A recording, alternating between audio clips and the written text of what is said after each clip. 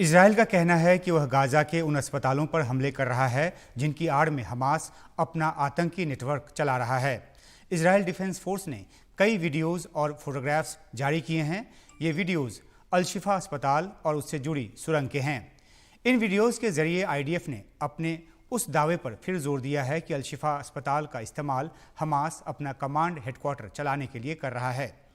अपने बयान में आईडीएफ ने कहा है कि खुफिया सूचना के आधार पर इजराइल के सैनिकों ने अल-शिफा अस्पताल परिसर में 55 मीटर लंबे और ज़मीन के 10 मीटर गहराई में एक सुरंग ढूंढ निकाला है। इसे 16 नवंबर का वीडियो बताया गया है। आईडीएफ के मुताबिक इसमें कई ऐसी बातें हैं जो इस सुरंग के सैन्य इस्तेमाल की गवाही देती हैं। इस सुरंग में आने जाने के लिए सीढ़ियां हैं, धमाके को सह सकने वाला एक दरवाज़ा है, साथ ही गोलियां चलाने के लिए सुराख भी बने हुए हैं। आईडीएफ का कहना है कि हमास के आतंकी संगठन ने जिस तरह का दरवाज़ा बनाया है, उस तरह का दरवाज़ा वो इजराइल की सेना को अपने कमांड सेंटर में घुसने से रोकने और सुरंग में जमा की गई चीज़ों तक पहुंचने से रोकने के लिए बनाता है। सुरंग का मुहाना शिफा अस्पताल के इलाके में है। यहाँ रॉकेट प्रोपेल्ड ग्रेनेड्स, विस्फोटक और क्लाशनिकोव राइफल से भरी हुई एक गाड़ी भी मिली है। इजराइल डिफेंस फोर्स और इजराइल डिफेंस अथॉरिटी के सैनिक इस सुरंग के रास्तों का पता लगाने में जुटी हैं।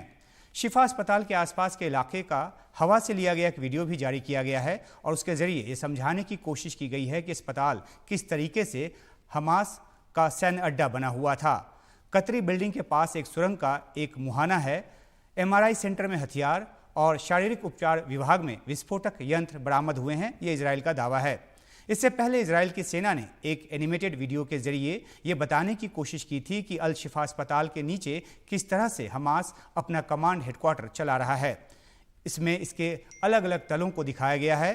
दरअसल अल-शिफा अस्पताल पर हमले से काफ़ी पहले इजराइल ने यह साबित करने की कोशिश शुरू कर दी थी कि अस्पताल की आड़ में हमास अपना टेरर नेटवर्क चला रहा है। ये इसलिए ताकि अस्पताल पर हमले के बाद उस पर युद्ध अपराध के आरोप न लगें। इजराइल ने अल-शिफा अस्पताल के कई सीसीटीवी फुटेज भी जारी किए हैं। ये 7 अक्टूबर के फुटेज हैं। इनको जारी कर आईडीएफ ने कहा है कि हमास के आतंकवादियों ने इजराइल से अगवा किए गए बंधकों को जबरन इस अस्पताल में वहां पर लेकर आए और जिन 2 बंधकों का वीडियो जारी किया गया उनमें से एक नेपाल का और दूसरा थाईलैंड का नागरिक है, ये बताया गया है। हालांकि इजराइल की तरफ से पेश तमाम सबूतों के बावजूद अरब देशों के साथ साथ यूएन भी इसे युद्ध अपराध कह रहा है। यहाँ तक कि यूएन ने अल-शिफा अस्पताल को डेथ बेड बता दिया है। यहाँ भर्ती मरीजों का इलाज नहीं हो पा रहा, जिनमें कि छोटे छोटे बच्चे भी शामिल हैं।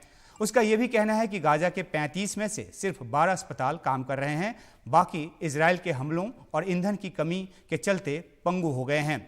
इजराइल ने इन सबूतों के साथ कड़ी प्रतिक्रिया दी है और यूएन को इसकी आलोचना करने को ललकारा है।